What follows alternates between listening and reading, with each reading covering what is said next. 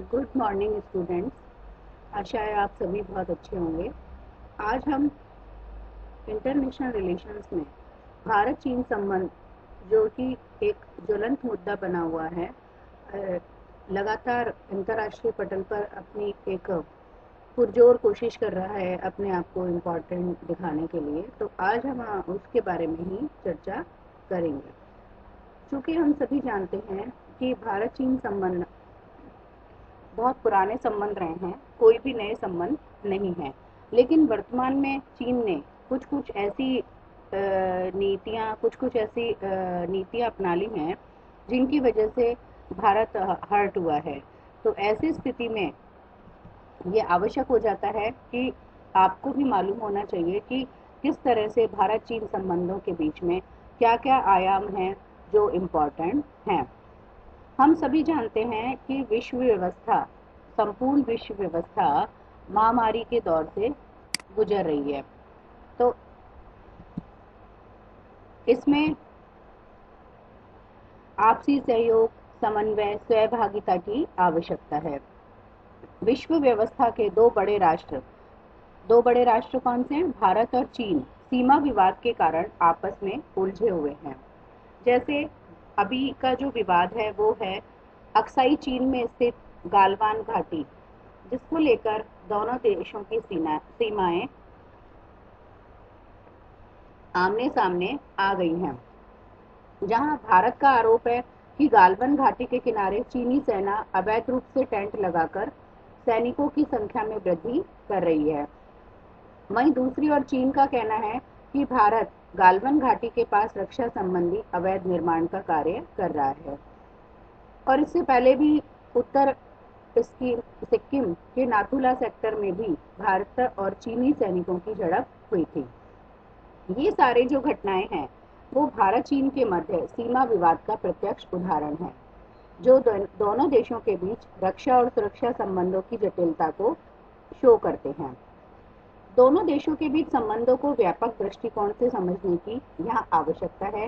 भारत और चीन दोनों ने लगभग एक साथ साम्राज्यवादी शासन से मुक्ति पाई थी। सच्चे अर्थों में भारत में लोकतंत्र के मूल्यों को समाहित किया था, वहीं चीन ने जो है मॉक डेमोक्रेसी को अपनाया था, मतलब पूरी तरह से वो डेमोक्रेट नहीं हुए थे। और भारत चीन संबंधों में अनेक मोड़ आए। 1962 में भारत चीन युद्ध होते हुए भी दोनों देशों के संबंध हिंदी चीनी भाई भाई के रूप में उभर कर आए। और भारत और चीन विभिन्न मंचों पर, हम सभी जानते हैं, एक दूसरे की मुखालफत करते नजर आते हैं। भारत चीन संबंधों के विकास की पर दृष्टि डालें तो हम पाएंगे कि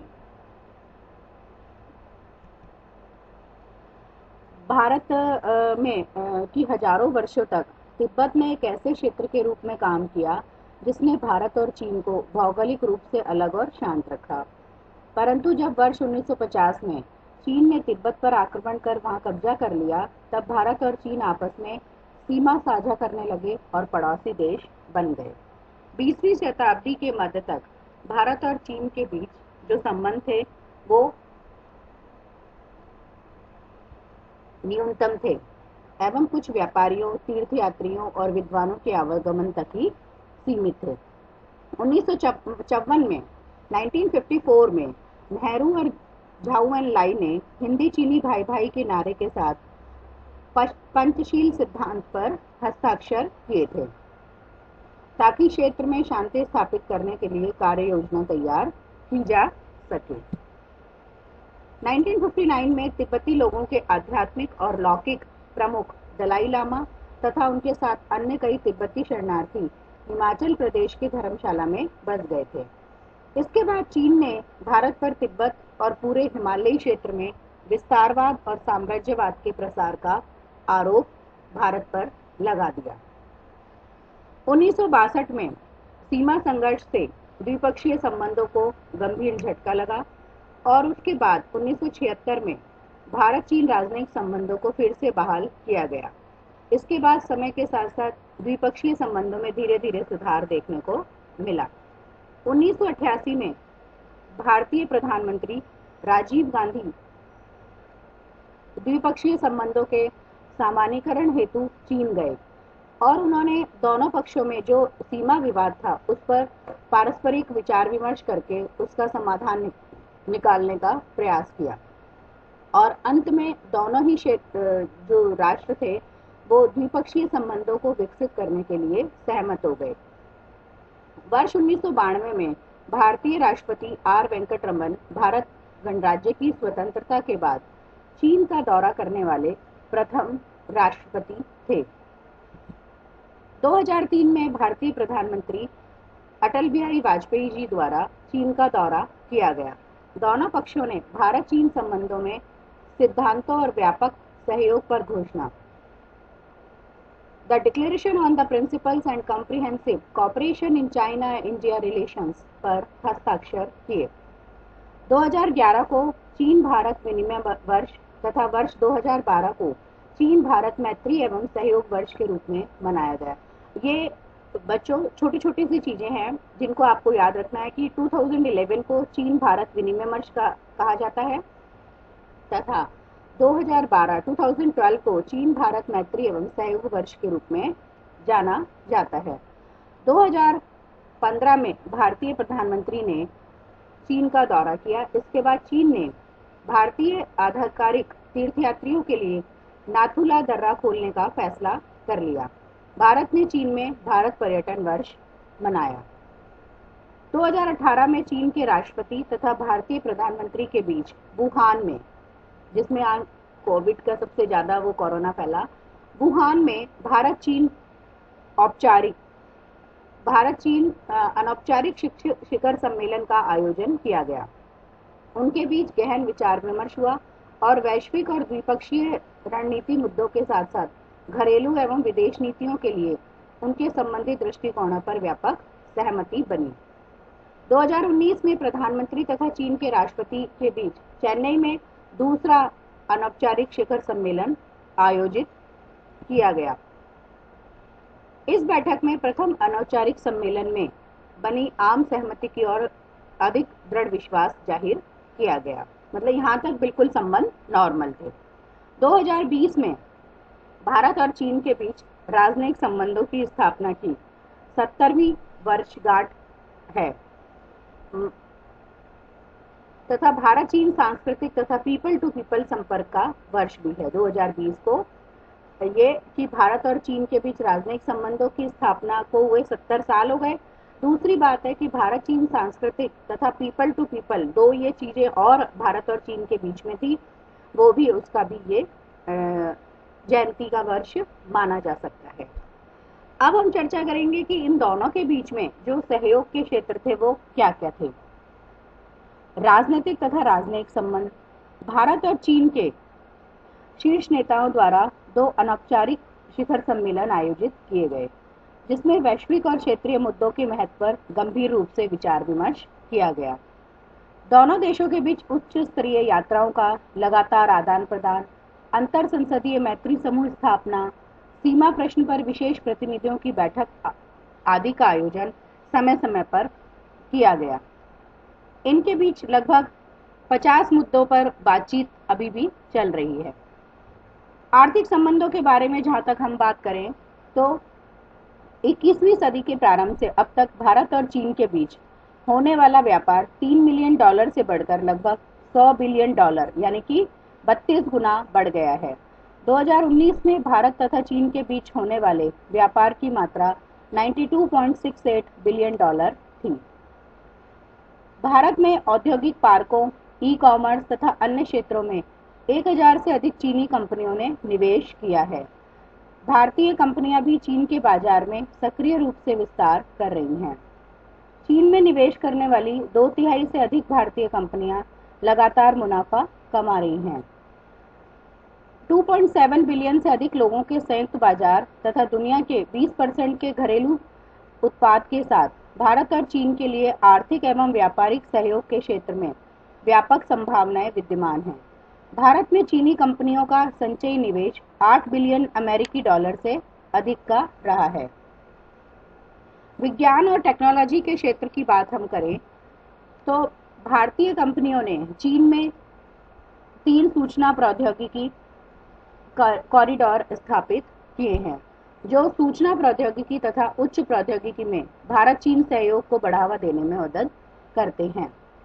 रक्षा संबंधों के बीच में हम चर्चा करें तो भारत तथा चीन के बीच हैंड इन हैंड संयुक्त आतंकवाद रोधी अभ्यास के अब तक 8 दौर आयोजित हो चुके हैं।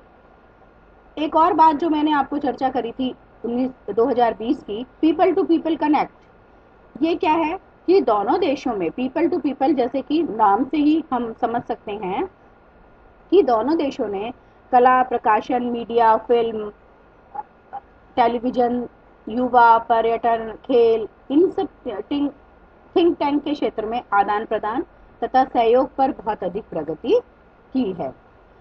दोनों देशों ने सिस्टर सिटीज तथा प्रांतों के 14 जोड़े स्थापित किए हैं। फुजियान प्रांत और तमिलनाडु को सिस्टर स्टेट के रूप में, जबकि चिनजोऊ एवं चेन्नई नगर को सिस्टर सिटीज के रूप में विकसित किया जाएगा। ये एक इम्पॉर्टेंट चीज है। दो फुजियान प्रांत और तमिलनाडु तो ये तो दो सिस्टर स्टेट है, राज्य है। दो फुजियान तो चीन का है और तमिलनाडु भारत का। इसी तरह से चिनजोऊ एवं चेन्नई नगर को सिस्टर सिटीज के रूप में विकसित किया जाएगा। क्लियर है? अब कुछ मुद्दों पर चर्चा करेंगे जो हमारे डिस्प्यूट के मुद्दे हैं। डिस्प्यूट के मुद्दे जैसे पैगोंग तौसे मोरिरी झील का विवाद है, डोकलाम गतिरोध है, अरुणाचल प्रदेश में आसफिला क्षेत्र पर विवाद है। इसी तरह से न्यूक्लियर सप्लायर्स में ग्रुप में भारत का प्रवेश हो गया है। संयुक्त राष्ट्र सुरक्षा परिषद में भारत की स्थायी सदस्यता पर चीन का प्रतिकूल रुख देखा गया है। बेल्ट एंड रोड पहल, बेल्ट एंड रोड इनिशिएटिव संबंधी विवाद, जैसे चीन पाकिस्तान आर्थिक गलियारा विवाद। तो ये छोटे छोटे विवाद हैं जो चीन आज और भारत के बीच में उभर कर सामने आ रहे हैं। सीमा पर आतंकवाद के मुद्दे पर चीन द्वारा पाकिस्तान का बचाव और समर्थन की बात की जा रही है। चीन ने हिंद प्रशांत महासागरीय क्षेत्र में भारत की भूमिका पर भी असंतोष जाहिर किया है। अब कुछ इनके सुझाव हैं कि भाई दोनों देशों को, नेताओं को रणनीतिक मार्गदर्शन का पालन करना चाहिए, मैत्रीपूर्ण सहयोग की भावना रखनी चाहिए, साम्राज्यवादी नीति को छोड़ करके जो हमारी पंचशील के सिद्धांत हैं उनका पालन करना चाहिए, अंतर्राष्ट्रीय स्तर पर क्षेत्रीय मामलों पर समन्वय को बढ़ावा देना चाहिए, आपसी मतभेद को उचित प्रबंधन करना चाहिए। दूसरी बात है कि जो विवाद को हल करने के लिए आवश्यक है कि किसी भी तरीके का जो हमारी जो सीमाएं निर्धारित की गई हैं उसमें कहीं भी एक दूसरे को ओवरटेक करने की कोशिश नहीं की जाए और जो परिसीमन किए जाने की आवश्यकता है ताकि जो लोग वहां पर रह रहे हैं उनके भय को दूर किया जा सके। दूसरी बात है कि हमारा जो द्विपक्षीय व्यापार है जो बढ़त हो रही है और उसे हम, क्योंकि चीन ने भारत के मुकाबले 750 बिलियन डॉलर की बढ़त बना ली है, जिसे कम करना आवश्यक है। व्यापारिक घाटों को कम करने में सेवा क्षेत्र एक प्रमुख भूमिका निभा सकता है। भारत और चीन विश्व में ऐसे देश हैं जिनकी जनसंख्या 1 अरब से अधिक है और ये दोनों ही देश राष्ट्रीय कायाकल्प के ऐतिहासिक मिशन के साथ ही विकासशील देशों की सामूहिक उत्थान प्रक्रिया में अपनी सक्रिय भूमिका निभाने में सहायक हो सकते हैं। और लेकिन हम सभी जानते हैं कि चीन भी आक्रामक रुख अपनाए हुए हैं और वो उन्होंने अपनी जो LAC को क्रॉस करते हुए लगातार वो अपनी बढ़त बनाए हुए हैं और ऐसा लगता है कि कभी भी भारत और चीन के बीच युद्ध हो सकता है। तो शांति स्थापित करने के लिए आवश्यक है कि दोनों जो मौजूदा रणनीति अंतर को कम करके और यथास्थिति को बनाए रखने जैसे उपायों को, आपसी संबंधों को सुदृढ़ करके ही भारत चीन विवाद के हल किया जा सकता है। तो बच्चों, इसका जो क्वेश्चन बन सकता है वो ये हो सकता है कि भारत और चीन के मध्य संबंधों में समय के साथ परिवर्तन होते रहे हैं। वर्तमान परिदृश्य के आलोक में ये दोनों देशों के मध्य संबंधों का आलोचनात्मक मूल्यांकन कीजिए। ये आपका असाइनमेंट है। दूसरी बात मैं कहना चाहूंगी कि इसमें जो मैंने आपको करंट काफी कुछ कवर कर दिया है, पर जो लेटेस्ट आप अखबार का है वो भी इसमें ऐड करते चलिएगा। धन्यवाद।